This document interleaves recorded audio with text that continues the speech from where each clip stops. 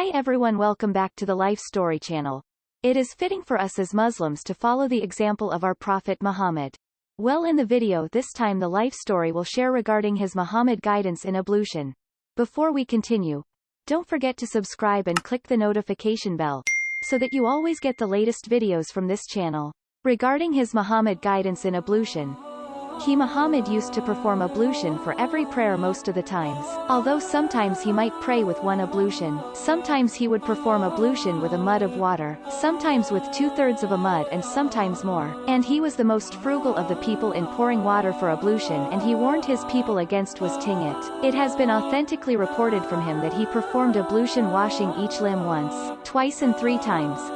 Sometimes he would wash some limbs twice and others 3 times, and he would rinse his mouth, Madmadah, and sniff water into his nose, Istinshag, sometimes with 1 handful of water, sometimes with 2 and sometimes with 3, and he used to combine the rinsing of the mouth and the sniffing of water into his nose, i.e., he used to do both with the same handful of water, and he used to sniff the water with his right hand and expel it, Istinthar, using his left hand. Sometimes he would wipe over the whole of his head and sometimes he would pass his hands back and forth, but it has not been authentically reported from him that he ever wiped over only part of his head. But if he wiped over his forelock, he would complete the wiping over his headdress. He never performed ablution without rinsing his mouth and sniffing water into his nose, and it has not been recorded from him that he even once abandoned them. Likewise, he never even once abandoned the sequence of actions and continuity in ablution. And he would wash his feet if they were not in leather socks or ordinary socks, and he would wipe over his ears both outside and in along with his head.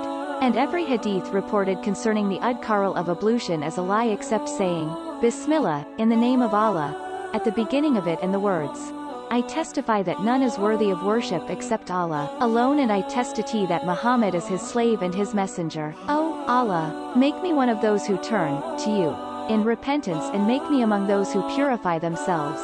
There is another hadith in Sunan and Nasa, Glory be to you, O Allah, and praise and thanks. I testify that none is worthy of worship except you. I seek forgiveness from you and I turn to you in repentance.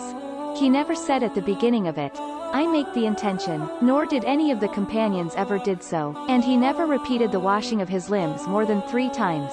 Likewise, it has not been authentically reported from him that he washed above the elbows or the ankles, nor was it his habitual practice to dry his limbs. He used to run his fingers through his beard sometimes, but it was not his regular practice to do so. He also used to wash between his fingers and toes, but he did not always do so. As for moving the ring, a weak hadith has been reported in this regard. It has been authentically reported from him that when at home and when traveling, he would wipe over his socks. The time for the resident being a day and a night, and for the traveler 3 days and 3 nights. He used to wipe over the tops of his leather socks, and he wiped over his ordinary socks, and he wiped over his headdress and his forelock, contenting himself with that. It is possible that this was only in special circumstances dictated by need, and it is also possible that it is general, and this is more likely. He did not act at variance with the circumstances of his feet. Rather, if they were encased in leather socks, he would wipe over them, and if they were uncovered, he would wash them.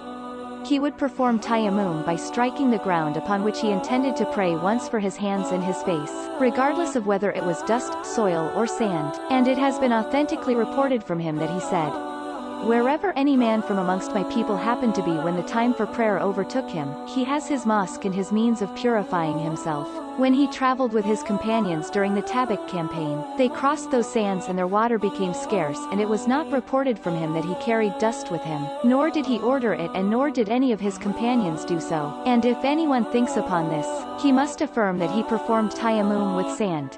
It has not been authentically reported from him that he performed tayammum for every prayer, i.e., that he renewed it, nor that he ordered it. Indeed, he declared it to be general and affirmed that it took the place of ablution. That's the guidance of the Prophet Muhammad during the ablution. I hope you become better at the ablution, and hopefully be an inspiration for us to live better, because a good life must be started in a good way.